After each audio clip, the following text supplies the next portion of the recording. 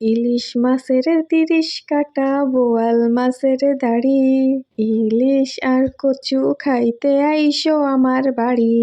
আমরা বেরিয়ে পড়েছি ইলিশ মাছ দিয়ে কচু রান্না করব, এই জন্য কচু কাটতে। তো বাইরে প্রচণ্ড রোদ, তাকাতেই পারছি না, আকাশের অবস্থা খুবই খারাপ। তো এখন আমরা যাচ্ছি, বাকিটা আপনাদের গিয়ে দেখাবো। এই যে আমরা চলে আসলাম কচু কাটতে। তো এই কচুগুলার নাম কি আমি জানি না, এগুলাতে কিন্তু গলাও ধরে না, কোনো ধরনের চুলকায় না, কিচ্ছু না, অনেক মজা হয় খেতে। আপনারা যদি এই কচুটার নাম জানেন আমাকে অবশ্যই কমেন্টসে জানাবেন।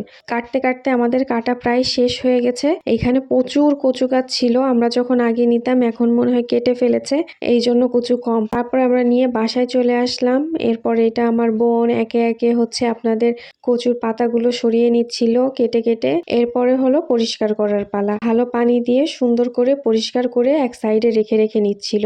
এরপরে চলে আসেন আমাদের কাঙ্ক্ষিত যে ইলিশ মাছ কাটতে। তো ইলিশ মাছ কচুর পাতা বিছিয়ে ওটার পরেই কাটতেছিল, দেখতে সুন্দর লাগতেছিল, এই জন্য এই যে কাটা শুরু করলো, আঁশ ছাড়াচ্ছে। আর এখন যে ইলিশ মাছের দাম, আসলে না কচু দিয়ে ইলিশ মাছ শুনলে মনে হয় কি কি নাকি, আল্লাহ এত বড় একটা দামি জিনিস দিয়ে কচু দিয়ে খাবে, মানে ব্যাপারটা একটু হাস্যকর। তারপরেও মানে খেতে তো ভালোই লাগে। ইলিশ মাছ এমন একটা মাছ, যে কোনো সবজি দিয়েই রান্না করেন না কেন, যে কোনো ভাবেই রান্না করেন, কোনো সমস্যা নাই, খাইতে মানে কোনো টেস্টের কোনো তুলনা হবে না। ইলিশ মাছটা ভাগ করে কাটতে শুরু করলেই দেখি যে অনেক রক্ত বের হচ্ছে, আর মাছটা অনেক তাজাই আছে। এরপরে একটি একটি করে পিস করে নিচ্ছে। তো পিসগুলো দেখতেই পাচ্ছেন কি সুন্দর হয়েছে, পুরা তাজা মাছ। আচ্ছা, কেউ কি কখনো ইলিশ মাছ তাজা অবস্থায় দেখেছেন?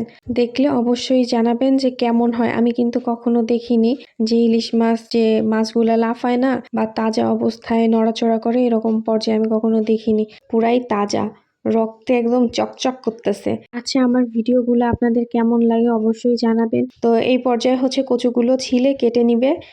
কেটে নেওয়ার পরে হচ্ছে আমরা রান্না করতে চলে যাব। তো কচুগুলো অনেক মানে ভালো ছিল, কাটতেছে আর কচকচ করে শব্দ হচ্ছিল। এরপরে হচ্ছে কচুগুলা কাটা শেষ হয়ে গেলে আমরা চলে যাব রান্নাঘরের দিকে। আপনারা সাথেই থাকুন, দেখতে থাকুন। আর এই রেসিপিটা কিন্তু অনেক মজা হয়, যার জন্য আমি রিস্ক নিয়ে করতেছি, ঠিক আছে? আপনাদেরও ভালো যদি লাগে তা ট্রাই করে দেখতে পারেন। তো এই পর্যায়ে রান্নাতে চলে আসছে হচ্ছে আমার মা। আমার মা কিন্তু এই জিনিসটা অনেক সুন্দর রান্না করে। হ্যাঁ, কাঁচা মরিচ, পেঁয়াজ, তারপরে রসুন, একটু জিরা বাটা, সবকিছু দিয়ে মশলার মতো তৈরি করে প্রথমেই গরম তেলের ভিতরে মশলাটা দিয়ে দিল।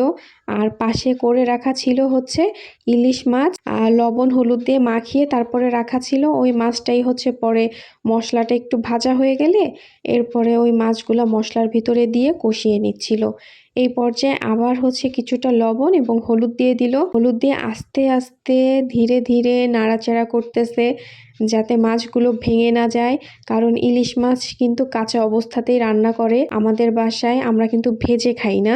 এরপরে দিয়ে দিল হালকা করে পানি। এই পানিটা একটু কমই দিব, খুব বেশি পানি দেওয়া যাবে না, কারণ কচু দিব আমরা এর ভিতরে। তো কচুতে আবার পানি থাকে, তখন মাত্রা অতিরিক্ত ঝোল হয়ে যাবে, ওটা খেতে মজা লাগবে না। তো পানিটা যখনই এই যে ফুটে উঠবে, তখন মা হচ্ছে এই পর্যায়ে কচুগুলো ধুয়ে সুন্দর করে রেখে দিছিল। পরে আবার ধুয়ে হচ্ছে কচুগুলো ওই ঝোলের মানে গরম টকবক করা ঝোলের পানি, তার ভিতরে একটু একটু করে কচুগুলো দিয়ে দিচ্ছিল।